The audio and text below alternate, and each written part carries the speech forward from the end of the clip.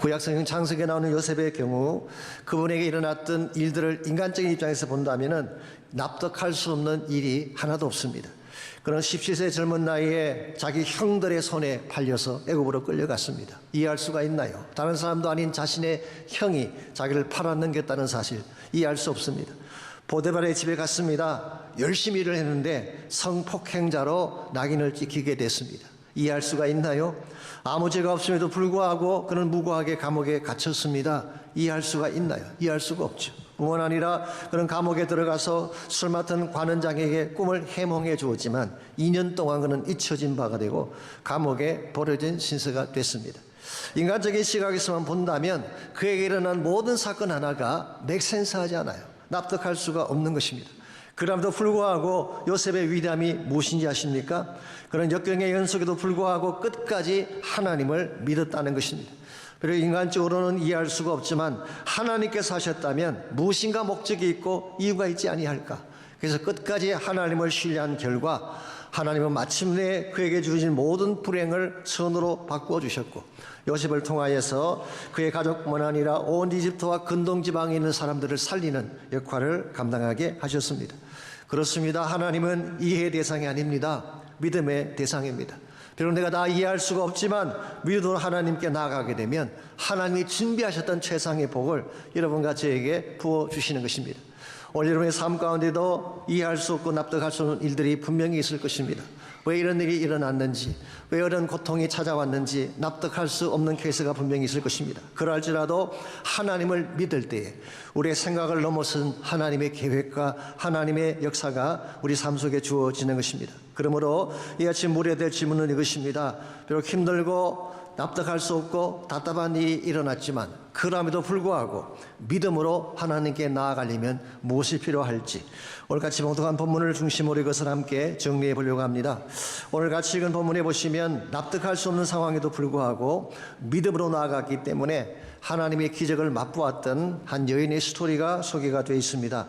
우리가 다 읽지는 않았습니다만은 약간 앞으로 가셔서 8절에서 16절을 보시면은 이 여인이 어떤 사람인지 또 그에게 어떤 일이 벌어졌는지가 잘 나와 있습니다. 먼저 8절입니다. 하루는 엘리사가 수넴에 이르렀더니 거기 한 귀한 여인이 그를 간곤하여 음식을 먹게 하였으므로 엘리사가 그곳을 지날 때마다 음식을 먹으러 그리로 들어갔더라. 여기 보면은 수넴이라는 지명이 나오죠. 오늘 술람이라고 부르기도 합니다만은 이스라엘 북쪽 7km 지점에 있는 성읍을 말합니다. 그 성읍에 귀한 여인이 살고 있었대요. 이게 귀한이라고 번역한 히브리 단어가 게돌라인데 위대한, 존귀한, 부요한 이렇게 번역할 수 있는 단어입니다. 아마도 그 여자분의 남편이 부자였던 것 같고요. 그분 자신도 존귀한 배경에서 왔을 가능성이 있습니다. 성경에 보게 되면 수넴 여인이 두 사람이 등장하는데요. 하나는 오늘 본문에 등장하는 이 여인이고 또 하나는 열왕기상 1장 3절에 보면은 아비삭이라는 사람이 나옵니다. 다윗이 말년에 얻었던 젊은 처녀이죠. 아마도 다윗의 마지막 후궁이었던 것 같은데요. 그 수넴 여자가 바로 아비삭이었습니다. 그래서 랍비들의 전통에 의하면은 오늘 본문의 여인이 아비삭의 누이 동생이 아닐까 그렇게 제시를 하고 있습니다. 어쨌건 이 여자는 돈도 많았지만 귀족 집안 출신의 귀분이었을 가능성이 많습니다.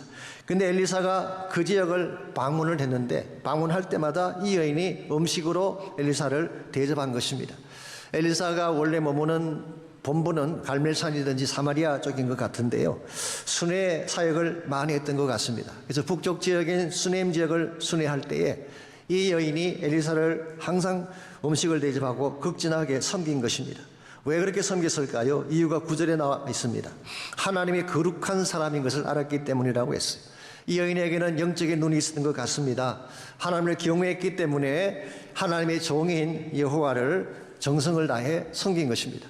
그뿐만 아니라 10절에 보시게 되면 자기 남편에게 부탁을 해서 엘리사를 위해 담 위에 작은 방 하나를 만들게 했습니다.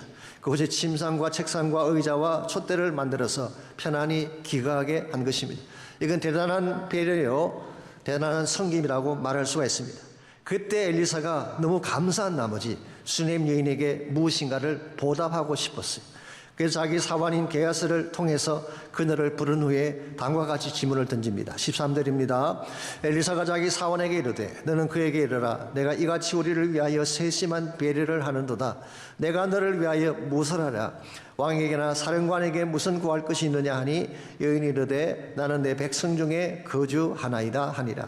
엘리사가 그 세심한 배려에 감사해서 내가 너에게 무엇을 해주면 좋겠느냐. 왕이나 사령관에게 부탁할 것이 있으면 나에게 말하라. 내가 도와주마. 그렇게 제안한 것입니다. 이것을 보게 되면 그 당시 엘리사는 상당한 권세 가운데 있었던 것을 알 수가 있죠. 그의 스승 엘리야는 그렇지 않았습니다. 골짜기나 굴에 숨어 살면서 야인처럼 생활을 했는데 엘리사는 그렇지 않았어요. 왕 앞에서 당당하게 생활을 한 것입니다. 그래서 내가 왕에게 부탁할 것이 있다든가 사령관에게 부탁할 것이 있으면 도와주겠다. 그렇게 했을 때에 여인의 대답이 어땠습니까? 나는 내 백성 중에 거주하고 있습니다. 이 말의 뜻은 I'm okay, I'm secure 그런 뜻입니다. 저는 부족함 없이 잘 살고 있습니다. 우리 북한식으로 말하자면 일 없습니다. 이제 그런 의미를 가지고 있어요. 그런데 정말 오케이였을까요? 정말 아무 문제가 없었을까요? 그렇지 않습니다. 14절을 보시면 게하시가 와서 이렇게 보고를 합니다. 이 여인은 아들이 없고 남편은 늙었습니다. 사실은 문제가 있었던 것입니다.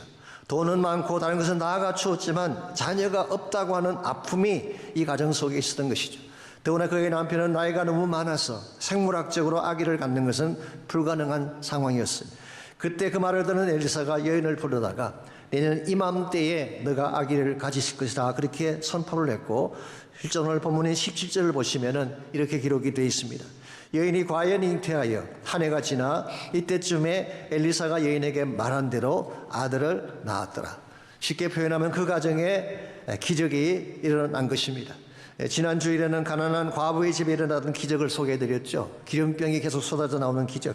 그런데 오늘 본문의 말씀은 부유한 여인의 집에 베푸신 기적을 소개하고 있습니다. 이것을 보면 무엇을 알 수가 있나요? 인생의 문제는 가난한 사람에게만 오는 것이 아닙니다. 부유한 사람, 모든 것을 갖춘 사람에게도 온다는 사실. 그러므로 가난하든 부유하든 우리 모두는 하나님이 필요한 것입니다. 사실 오늘 본문에서 이 여인의 집에 문제가 있었고 아들이 없다는 아픔이 있었지만 기적을 통해 아들을 얻었기 때문에 사실 여기서 스토리가 끝났더라면 오늘 본문의 스토리는 해피 엔딩이 될 뻔했습니다. 그랬는데요, 18절에서 20절까지를 보게 되면 예기치 않던 당혹스러운 또 한 가지 사건이 일어납니다. 하루는 이 아이가 주수꾼들에게 갔다가 아마 그 당시 주수하는 계절이었던 것 같고 옥수수 밭에 주수하는 그런 환경이었던 것 같습니다. 갑자기 머리가 아프다면서 쓰러진 것입니다. 아마도 일사병에 걸린 것 같습니다. 그래서 급하게 집으로 데려왔지만 결국 어머니의 무릎에서 세상을 떠나고 만 것입니다. 엄마의 무릎에서 세상을 떠났다는 기록을 보게 되면 아마도 아이가 아직은 나이가 많지 않았을 때 한창 재롱을 떨 만한 그런 아이였던 것을 알 수가 있습니다. 세상에는 청춘병력 같은 일이 어디 있겠습니까? 세상에 슬프고 가슴 아픈 일들이 많다고 하지만 자식을 잃는 아픔만큼 아픈 것은 없습니다. 특별히 엄마에게 자식은 생명보다 더 귀한 것인데 그 아들이 자신의 무릎 위에서 서서히 체온이 식어가며 죽어가는 것을 생각해 보십시오. 아마도 절규했을 것입니다. 땅을 치며 통곡하며 몸부림을 쳤을 것입니다. 왜냐하면 하나님이 가장 사랑하는 것, 가장 소중히 여기는 것을 치셨기 때문이죠.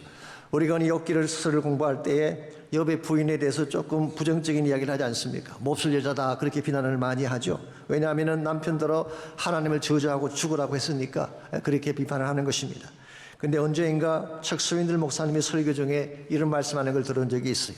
그런데 엄마라고 하는 입장에서 다시 한번 생각해 보라는 거예요. 욥만 고난당한 게 아닙니다. 욥만 10명의 자녀를 잃어버린 것이 아니라 욥의 아내도 한꺼번에 10명의 자녀를 다 잃어버린 거예요. 엄마 입장에서 사랑하는 자식 10명이 한꺼번에 세상을 떠났다면 어떻게 반응할 것입니까? 하나님을 원망할 가능성이 많죠. 그래서 적수민들 목사님은 이렇게 제안했습니다. Don't be too harsh to Mrs. Job. 욥의 부인을 너무 harsh하게 대접하지 말라. 오늘 본문의 수네임 여인의 케이스가 바로 그런 것입니다. 차라리 처음부터 아들이 없었더라면 슬퍼할 일도 없었을 것인데 하나님께서 왜 아들을 주신 후에 가장 사랑스러울 때 그 자식을 빼앗아 가는지, 더구나 이 여인은 하나님을 잘 섬겼습니다. 하나님의 종인 엘리사를 얼마나 열심히로 공경을 했습니까? 무엇보다도 이 여인은 자신 숭배가 범람하던 시절 그 북왕국 이스라엘에서 바알이나 아세라를 찾아가서 한 번도 빌지 않는 신앙의 정도를 잘 지켰던 그런 신앙인인데 어떻게 그 과정에 이런 일이 일어날 수가 있냐는 것입니다. 아마도 그녀의 마음속에 다음과 같은 질문을 충분히 던질 수 있었을 것이라고 생각이 됩니다. Why God? 하나님 왜 이렇게 하시는 것입니까? 당신은 여전히 선하시고 사랑이 많고 전능하신 하나님이 맞습니까? 충분히 원망하고 등을 돌릴 수도 있었을 것입니다마는 오늘 본문을 보시면 아시겠지만 그녀는 그렇게 하지 않았어요. 하나님을 원망하거나 절망하는 대신 오히려 믿음으로 하나님께 나간 것입니다. 21절에 보시면은 그녀는 죽은 아들을 엘리사의 침상을 누이고 그리고 갈멜산으로 달려갔습니다. 엘리사에게 도움을 요청하기 위함이죠. 그리고 하나님께 전심을 다해 나아가기만 하면 하나님이 somehow 죽은 아들일지라도 살려낼 수 있다고 믿었기 때문에 그녀는 포기하지 않고 하나님께로 나간 것이죠. 그랬더니 실제로 36절에서 40절까지를 보시면 그 아들이 살아나는 기적이 일어난 것입니다. 최악의 정황에도 불구하고 하나님을 믿었기 때문입니다. 그렇기 때문에 후일 히브리서 기자가 이 수넴 여인의 케이스를 염두에 두고 히브리서 11장 35절에서 이렇게 기록하고 있습니다. 여자들은 자기의 죽은 자를 부활로 받기도 했다. 수넴 여인의 믿음을 위대한 믿음의 한 이그젬플로 소개를 한 것입니다. 사랑하는 성도 여러분, 하나님 우리가 우리의 삶이 순적할 때만 믿고 따라야 할 뿐이 아닙니다. 힘들고 납득할 수 없는 상황에서도 여전히 믿고 따라야 될 믿음의 대상입니다. 우리가 하나님을 무슨 문제가 생기더라도 끝까지 믿고 순종해 나가게 되면 하나님만이 하실 수 있는 초월적인 역사가 우리 삶 속에 주어지게 되는 것입니다. 오늘 여러분의 삶 가운데도 혹시라도 납득할 수 없는 일이 일어났다면 너무나 아프고 힘들기 때문에 도저히 받아들일 수 없는 상황에 처한 분이 혹시 계신다면 그럴지라도 하나님을 믿으시기 바랍니다. 그리고 하나님을 믿고 믿음으로 하나님께 달려나가면 하나님이 반드시 해답을 준비하셨다가 창대한 축복으로 채워주십니다. 납득할 수 없는 상황에도 불구하고 우리가 믿음으로 하나님께 나아감으로써 이 모든 정황 가운데서도 승리하려면 과연 무엇이 필요할까요? 오늘 본문에 소개된 수넴 여인의 케이스를 통해서 이해할 수 없는 상황에도 불구하고 믿음으로 이겨내려면 무엇이 필요한지 한 세 가지 차원에서 함께 정리해 보려고 합니다. 첫 번째로 납득할 수 없는 상황에도 불구하고 믿음으로 이것을 극복해내려면 은혜의 처소가 있어야 됩니다. 즉 문제가 찾아왔을 때에 하나님의 은혜를 베푸실 곳으로 나가야지 문제의 해답이 시작이 되는 것입니다. 21절을 다시 보겠습니다. 수넴 여인은 자신의 아들이 죽는 황당한 일이 벌어졌을 때에 어떻게 했나요? 그의 어머니가 올라가서 아들을 하나님의 사람의 침상 위에 두고 문을 닫고 나왔다고 했습니다. 이게 하나님의 사람의 침상이 나오는데 이것은 엘리사가 기가던 방을 말하는 것이죠. 아시겠지만 엘리사가 그곳에 머물 때 무엇을 했을까요? 틀림없이 밤낮 기도하고 예배드리고 하나님의 임재를 경험했을 것입니다. 그런데 바로 그곳에 이 여인은 자신의 문제를 올려놓은 것입니다. 한 가지 흥미로운 사실은요, 이 수넴 여인이 평소에 엘리사를 섬기고 하나님의 사역을 위해 정성을 다했더니 바로 그가 섬겼던 바로 그곳이 위기의 때, 절망의 때 자기 아들을 누이고 하나님의 은혜를 구하는 처소가 된 것입니다. 그러므로 우리가 평소에 하나님을 잘 섬겨야 돼요. 평소에 기도하고 평소에 예배하고 하나님을 경외해야지 환난의 날이 왔을 때에 은혜의 처소를 향해 나갈 수가 있는 것입니다. 가끔 보면 역경이 찾아올 때에 시험이던 나머지 하나님을 떠나서 세상으로 나가려는 분이 가끔 계십니다. 그런데 이것은 대단히 잘못된 방향 선택입니다. 세상으로 나간다고 해서 문제 해답이 있을까요? 어디를 향해 나가도 해답이 없습니다. 그러므로 정말 믿음의 사람은 힘든 문제가 생겼을수록 어려우면 어려울수록 하나님께로 나가서 하나님의 은혜를 붙잡는 것입니다. 왜냐하면 우리에게 문제를 주신 분도 하나님이시지만 그것을 풀어내실 분도 하나님이시기 때문입니다. 창세기 35장에 보시면 야곱이 위기를 당했을 때 그가 올라갔던 장소가 나옵니다. 그곳 이름이 베델이라는 장소였어요. 이 베델은 아시는 대로 야곱이 그의 늘 하란 땅으로 도망칠 때에 하나님을 만났던 장소이죠. 그리고 그 장소에 기둥을 세워서 예배 제단을 세운 후에 약속을 했습니다. 내가 다시 돌아오게 되면 반드시 이곳을 하나님의 집으로 만들겠습니다. 그렇게 약속을 했는데요. 20년의 세월이 지나고 야곱이 다시 자기 있는 곳으로 돌아왔을 때, 하란에서 돌아왔을 때 그가 어디에 머물는지 아십니까? 베델로 가지 아니하고 세겜 땅에 머물렀어요. 이 세겜 지역은 비옥하고 사람들이 많이 사는 곳입니다. 그러므로 야곱은 가족들과 함께 사람들도 많고 비옥한 이 땅에 사는 것이 더 편하고 더 좋으리라고 생각한 나머지 잠깐 지나쳐야 될 세겜 땅에 제법 오랜 기간 동안 스테이한 것입니다. 그때 어떤 문제가 벌어졌나요? 창세기 34장에 보시면은 자기 딸 디나가 세겜에게 욕을 보게 됩니다. 여기에 분노한 야곱의 아들들이 세겜을 죽여버리는 바람에 자칫 잘못했으면 그곳에서 가족 전체가 몰살당할 뻔했어요. 최악의 위기가 찾아온 것입니다. 그때 창세기 35장 3절에 보게 되면 야곱이 뭐라고 했는지 아십니까? 우리가 일어나 베델로 올라가자. 내 환난 날에 내게 응답하시며 내가 가는 길에서 나와 함께 하신 하나님께 내가 거기서 제단을 쌓으려 하노라. 세겜 땅이 아니라 베델로 올라가자. 하나님이 계시는 그곳으로 올라가자. 내가 환난 당했을 때 나에게 응답하시고 내가 정처 없이 길을 떠날 때 나와 동행하신 그 하나님께 나아가서 제단을 쌓자. 이것이 사실 야곱 인생의 큰 전환점이 되었고 이 순간부터 위기가 끝나고 회복이 일어난 사실을 성경이 기록합니다. 여러분 그의 삶에도 이와 같은 은혜의 처소가 필요합니다. 어떤 문제를 당했든지 하나님께 나아가서 하나님을 만나 뵙고 하나님 손에 나의 문제를 올려드려서 해결받을 은혜의 처소가 꼭 있어야 되는 것입니다. 제가 신학교를 다닐 때에 T.W. 헌트라고 하는 교수님이 계셨습니다. 이분은 원래 철치 뮤직을 가르치는 그 교수님이셨는데요. 교회 음악 교수님이셨습니다. 그런데 동시에 이분은 기도의 용사이기도 했습니다. 그래서 그분이 쓴 유명한 제자론 교재가 있죠. 기도의 삶이라고 하는 Prayer Life라고 하는 유명한 교재가 있습니다. 저희 교회에서도 오래전에 우리 박능 장로님이 인도하셨던 유명한 과목이기도 하죠. 제가 그분 강의를 들을 때에 그분이 이런 말씀을 해주셨어요. 교수님 집에 기도 골방이 하나가 있는데 그 방 안에는 작은 테이블이 하나 있고 그 앞에 무릎 꿇고 기도할 수 있는 기도의 처소가 있대. 그래서 그 자리에 나가서 그분은 새벽 4시만 되면 어김없이 그 자리에 나가서 기도를 하셨다고 합니다. 그러던 중에 그분의 부인 되시는 와이프가 캔서에 걸려서 수술을 받게 됐습니다. 수술은 끝이 났습니다마는 빨리 회복이 일어나지가 않는 것입니다.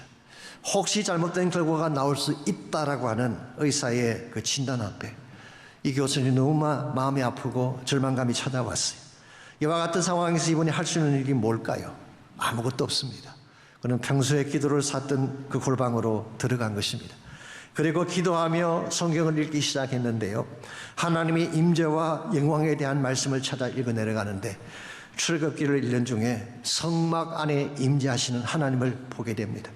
레위기를 읽는 중에 보일의 능력을 묵상하게 되고 이사 6장을 읽는 중에 성전에 가득 찬 하나님의 영광을 목격하게 되고 에스겔서를 읽으면서 성전에서 흘러나오는 생수를 맛보고 새 예루살렘의 찬란한 영광의 장면을 바라보는 가운데 자기도 모르게 터져나온 찬송이 있었어요.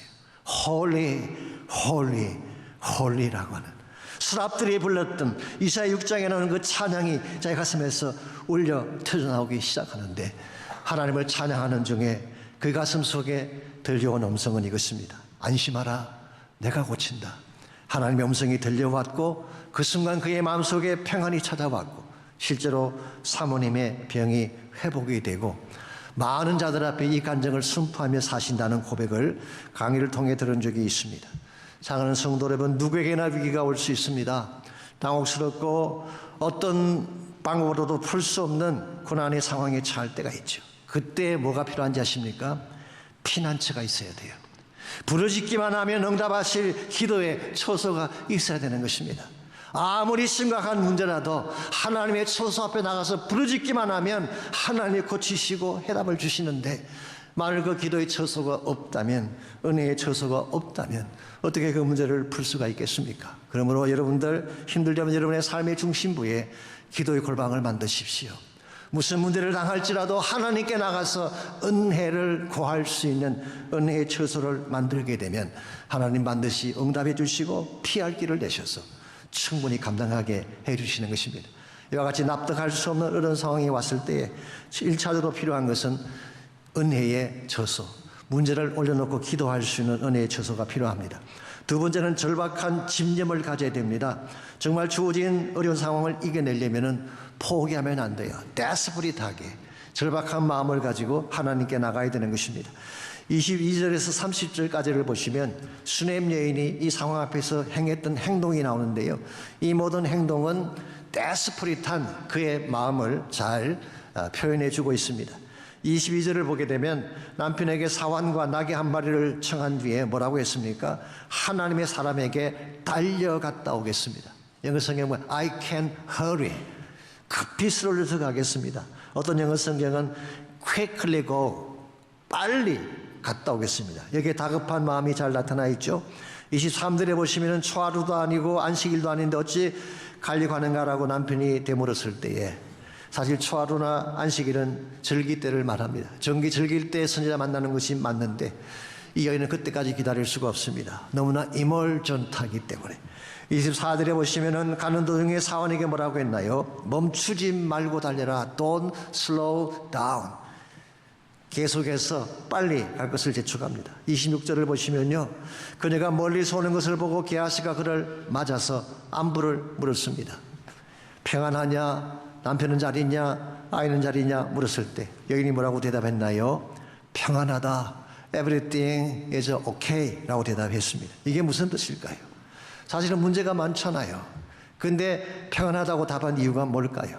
성경학자들은 한 두 가지 그 이유를 제시합니다. 첫 번째는 갈 길이 바쁜데 자꾸 질문하니까 대답할 겨를이 없다는 거예요. 지금 갈 길이 바쁜데 빨리 가야 되는데 이것저것 되물으니까 대답할 길이 없으니까 오케이 그러고 갔을 케이스. 두 번째 가능성은 여자의 독한 면을 보여준 것이 아닌가. 그렇게 아픔을 당하면서도 이를 악물고 내색하지 않는 독종의 멘탈리티. 이렇게 해석하는 분도 계세요. 사실 여자분들 무섭죠. 나이가 들수록 점점 더 무서워지는 존재. 언젠가 차인표 씨가 했던 말이 있어요. 그분이 나이 50이 넘었을 때도 모임에서 이렇게 말씀하는 중에 우리가 절대 이길 수 없는 것 세 가지를 이야기하면서요. 첫 번째로 어둠의 빛을 이길 수 없다. 당연하죠. 두 번째로 거짓이 진실을 이길 수 없다. 여기까지는 누구나 다 아는 이야기예요. 세 번째 이야기가 남자는 절대로 여자를 이길 수 없다. 그 순간 객석에서 박수가 터져 나왔대요. 다 공감하는 뜻 아니겠어요? 여자분들 독합니다. 조심하셔야 됩니다. 그런데 27절을 보시면은 이와 같이 독한 마음을 가진 이 여자분이 27절에 보게 되면 이런 행동을 취합니다. 산에 이르러 하나님의 사람에게 나아가 그 발을 안았다고 했어요. 이 액션은요, 고대 사회에서 노예가 주인에게 살려달라고 메어달리는 모습입니다. 자신의 모든 자존심 다 내려놓았어요. 체면 다 내려놓았어요. 자기가 다른 내설 만한 모든 거 다 내려놓고 그야말로 애절하게 간절하게 살려만 달라고 간청하는 이 여인의 모습. 그랬더니 29절에서 이와 같은 간청을 들은 엘리사가 마침내 자기 사원에게 부탁을 합니다. 자기 지팡이를 직접 주면서 게하시야 빨리 가서 그 아이의 얼굴에 이 지팡이를 대라고 했어요. 사실 엘리사가 자기 지팡이를 직접 주면서 게하시에게 분부를 했다면 이 정도면 된 것 아니겠습니까? 그런데요, 30절을 보십시오.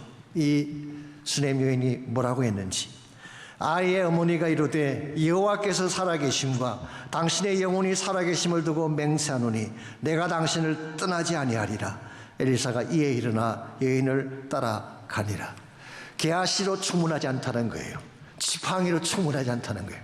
내가 여호와의 사심을 두고 맹세합니다. 당신이 나와 함께 가지 않으면 절대로 놓지 않겠습니다. 이 간절한 집념 앞에 마침내 엘리사가 그 여인과 함께 그 집으로 간 것입니다. 여기서 마치 창세기에 나오는 야곱의 모습을 연상시킵니다. 야곱이 약방나루터에서 천사의 발을 붙잡고 나에게 축복하지 않으면 놓지 않겠습니다. 환도뼈가 부러지기까지 매어 달렸던 야곱의 집념을 연상시키는 장면이죠. 여러분, 자식이 죽었는데 무엇인들 못하겠어요. 자식이 죽은 마당에 나의 체면이나 지위나 자존심이 뭐가 중요하겠어요? 내 사랑하는 아들을 살려낼 수만 있다면 무식은 할 수 있다는 간절한 집념, 이 집념이 엘리사의 마음을 움직였고 궁극적으로 하나님의 마음을 움직인 것입니다. 여러분, 하나님은 이 절박한 마음으로 부르짖는 자에게 응답하십니다. 가들이 찾고 찾으면 나를 만나리라 약속해 주셨어요. 전심을 다해 부르짖으면 반드시 응답하신다고 약속을 해 주셨어요. 그럼에도 불구하고 우리는 가끔 미지근한 모습으로 기도할 때가 있지 않습니까? 대충 기도할 때가 많지 않습니까? 우리가 미지근하게 대충 적당히 기도하니까 하나님께서도 대충 응답하시는 거예요. 적당한 수준에서 끝나는 것입니다. 그런데 정말 전심을 다해 부르짖는다면 하나님이 준비하신 최상의 축복을 우리에게 안겨줄 수가 있는 것입니다. 그러므로 여러분들, 이왕 부르짖을 것이라면 전심을 다해 부르짖으시기 바랍니다. 하나님이 응답하실 때까지, 가슴에 어려진 것이 풀리고 뼈에서 생수가 터져 나올 때까지, 땅이 진동하고 마귀가 끄꾸러지고 마침내 하늘이 열릴 때까지 전심을 다해 부르짖고 부르짖으면 그때 기적이 일어나는 것입니다. 오늘 여러분들, 문제가 크다고 하지만 진정한 집념을 가지고 기도하는 자의 기도, 이 기도가 문제를 이겨낼 수가 있어요. 이와 같이 어떤 상황이 주어질지라도 그래도 믿음으로 승리하려면 1차적으로는 은혜의 처소가 필요합니다. 문제가 생겼을 때 찾아갈 기도의 장소가 있어야 돼요. 두 번째로 절박한 심령으로 전심을 다해 부르짖는 이와 같은 간절함이 필요합니다. 그때 하나님께서 들으시고 일하기 시작하는 것입니다. 그런데 이 하나님의 일하심이 실제적 현실이 되려면 또 한 가지 중요한 것이 있습니다. 하나님의 능력이 그 현장에 실제로 임해야 되는 것입니다. 능력의 임재가 필요한 것입니다. 33절을 보겠습니다. 이 침상에 도착한 엘리사가 어떤 일을 했는지. 33절, 들어가서는 문을 닫으니 두 사람뿐이라. 엘리사가 여호와께 기도하고 그랬어요. 여기서 중요한 것이 기도하고입니다. 물론 엘리사는 훌륭한 선지자였습니다. 많은 일을 했던 선지자이긴 합니다만은, 그러나 엘리사 자신에게 능력이 있었던 건 아니에요. 기도할 때 하나님께서 그에게 능력을 부어주실 때 기적도 행하고 사람도 살릴 수 있는 것입니다. 그래서 그는 먼저 하나님께 간절하게 기도했고, 그때 하나님의 능력이, 성령의 능력이 그에게 임한 후에 그 다음 34절 보게 되면 그 능력을 가지고 아이 위에 엎드린 것입니다. 입에 입을 대고 눈에 눈을 대고 자신의 그의 손에 자신의 손을 대고 그 몸을 덮었어. 이것은 퍼스널 타치를 말하는 것입니다. 멀찍이 서서 문제를 해결한 것이 아니라 그 문제 위에 자신을 덮은 것입니다. 그때에 엘리사에게 임했던 생명의 능력이 그 아이에게 전달되기 시작하고 생기를 잃었던 차디찬 몸이 따뜻해지고 마침내 7번째 체기를 하고 깨어났다고 오늘 성경은 기록하고 있습니다. 여러분, 하나님의 역사는 하나님의 능력이 임할 때 이루어지는 것입니다. 비록 이 침상이 죽음의 침상이었지만 하나님의 능력이 임하는 순간 그 침상이 생명과 부활의 침상이 되었습니다. 이 침상의 눈물과 통곡의 자리였지만 하나님의 능력이 임하는 순간 환희와 기쁨의 침상으로 변한 것입니다. 오늘 여러분까지의 삶에도 이 하나님의 능력이 필요해요. 모든 회복은 이 능력이 임했을 때 주어지는 것입니다. 에스겔 골짜기에 가득 차있던 마른 뼈다귀가 언제 살아났나요? 하나님의 영이 임할 때, 마른 뼈다귀에 하나님의 영이 임할 때 큰 군대가 되어서 일어났다고 성경 기록합니다. 교회가 언제 부흥하는지 아십니까? 하나님의 능력이 임할 때 부흥되는 것입니다. 제가 언젠가 중부지방에 있는, 미국 중부에 있는 한 교회를 갔더니 교회 주보가 너무너무 복잡했어요. 교회 첫 페이지에 비전 스테이트먼트가 5개가 있고 미션 스테이트먼트가 7개가 있고 교회의 고울이 10가지나 나열되어 있었어요. 너무 많지 않아요? 그걸 누가 다 읽겠어요? 스티브 디그 타운이라는 우리 친애교 목사님인데요, 캔사스에서 목회하시는 분, 그분은 이런 말씀하신 적이 있습니다. Vision statements never makes church grow. 비전 스테이트먼트가 교회를 성장시키는 거 아니에요. 이와 같이 조직을 하고 체계를 만들고 시스템을 만드는 것이 교회를 성장시키는 것이 아니에요. But the Holy Spirit does. 성령께서 부흥을 일으키시는 거예요. 물론 우리에게 다른 것이 필요하죠. 계획과 준비와 페이퍼work이 필요하게 하지만, 그러나 성령이 임하지 아니하면 껍데기가 되는 거예요. 하나님의 교회가 부흥하는 비결 여기 있습니다. 성령께서 임하셔서 한 번만 타치해 주시면 부흥이 일어나는 거예요. 여러분 개인의 삶도 마찬가지입니다. 아무리 문제가 크다고 하지만 하나님의 성령의 능력이 임하기만 하면 그 모든 현장은 기적으로 변하게 되고 하나님의 영광의 처소가 되는 것입니다. 이런 의미에서 여러분 무슨 문제가 생기더라도 상황 따라 살지 마십시오. 사람들 따라 살지 마십시오. 믿음으로 하나님 따라 사시기를 바랍니다. 아무리 문제가 많이 터져도 하나님은 우리 곁에 계십니다. 가끔 문제가 터지면 하나님이 나를 떠나신 줄 알고 어디 계시냐 그러고 원망할 때가 있는데요. 아닙니다. 하나님은 언제나 우리 곁에 계셨어요.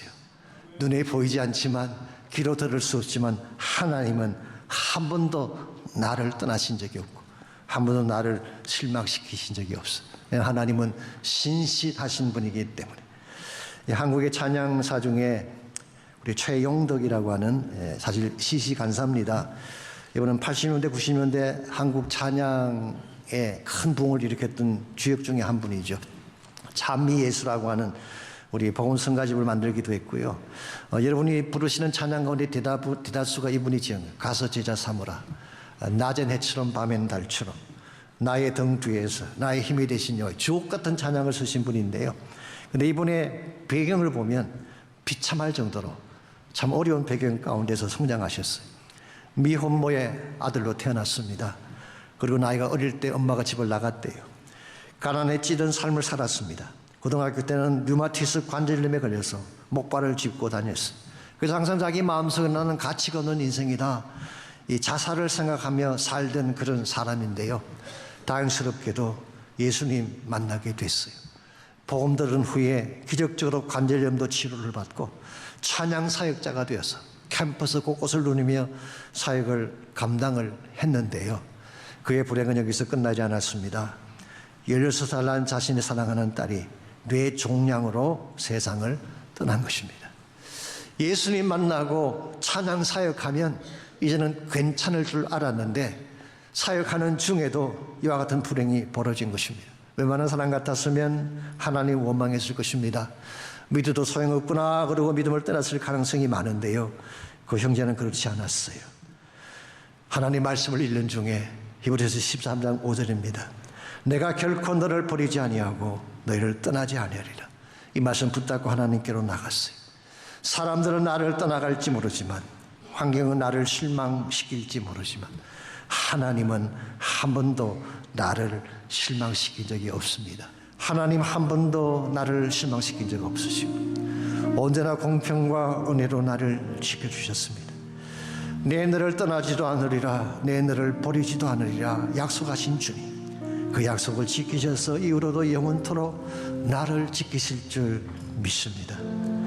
지나온 모든 세월들 돌아보아도 그 어느 것 하나 주의 손길 안 미친 것 없습니다. 내 삶의 자국마다 함께 하시고 나를 도우시고 나를 일어나게 하신 하나님, 이 하나님은 바로 신실하신 나의 아버지가 되십니다.